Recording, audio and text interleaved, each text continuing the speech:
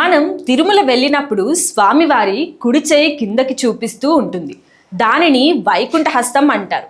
అంటే నా పాదాలను ఆశ్రయించండి, మీకు ముక్తిని ఇస్తాను అని అర్థం. కానీ తిరుపతికి కూతవేట దూరంలో ఉన్న అప్పలయాగుంటలో స్వామివారు భిన్నంగా కనిపిస్తారు. ఇక్కడ స్వామివారి కుడి చేయి పైకి ఎత్తి భక్తుల వైపు చూస్తూ ఉంటుంది. దీనిని అభయహస్తం అంటారు.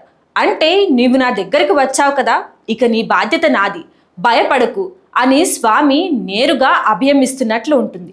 ఈ ఒక్క రూపం చూడటానికి వేల మైళ్ళ నుండి భక్తులు తరలివస్తారు. నారాయణ వనంలో ఆకాశరాజు కుమార్తె పద్మావతి అమ్మవారిని వివాహం చేసుకున్న తర్వాత శ్రీనివాసుడు సప్తగిరులకు ప్రయాణమయ్యారు. ఆ మార్గ మధ్యంలో ఈ అప్పలయాగుంట ప్రాంతం ఆయనను అమితంగా ఆకర్షించింది. ఇక్కడ ఉన్న స్వచ్ఛమైన కోనేరులో స్వామివారు స్నానం ఆచరించి కొద్దిసేపు విశ్రాంతి తీసుకున్నారు. అప్పట్లో ఈ ప్రాంతంలో 9 మంది సిద్ధులు కఠోరమైన తపస్సులో ఉండేవారు. వారి భక్తికి మెచ్చి స్వామివారు ఇక్కడే శాశ్వతంగా కొలువుదీరాలని నిర్ణయించుకున్నారు. సిద్ధులు స్వయంగా మంత్రోచ్చారణలతో ఈ విగ్రహాన్ని ప్రతిష్ఠించడం వల్ల ఇక్కడ చేసే ప్రార్థనలు నేరుగా స్వామివారికి చేరుతాయని, ఈ ఆలయానికి అపారమైన ఆధ్యాత్మిక శక్తి ఉందని పురాణాలు చెబుతున్నాయి. సాధారణంగా మనం ఏ వెంకటేశ్వర స్వామి ఆలయానికి వెళ్ళినా స్వామివారి ముఖం మీద పెద్ద పచ్చ కర్పూర నామం ఉంటుంది. దానివల్ల స్వామి కళ్ళు సగమే కనిపిస్తాయి. కానీ అప్పలయాగంటలో గురువారం ఒక అద్భుతం జరుగుతుంది. ఆ రోజు స్వామికి చేసే విశేష అలంకరణలో భాగంగా నామాన్ని చాలా పలుచగా మారుస్తారు.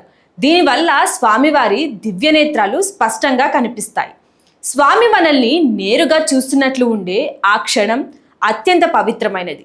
కళ్ళు కళ్ళు కలిసిన ఆ క్షణంలో భక్తుల మనసులోని బాధలు, దుఃఖాలు కరిగిపోతాయని, ఆ నేత్రాల నుండి వచ్చే కాంతి భక్తుల జీవితాల్లోని చీకట్లు తొలగిస్తుందని ప్రతీతి. అందుకే గురువారం నాడు ఇక్కడ భక్తుల రద్దీ ఎక్కువగా ఉంటుంది.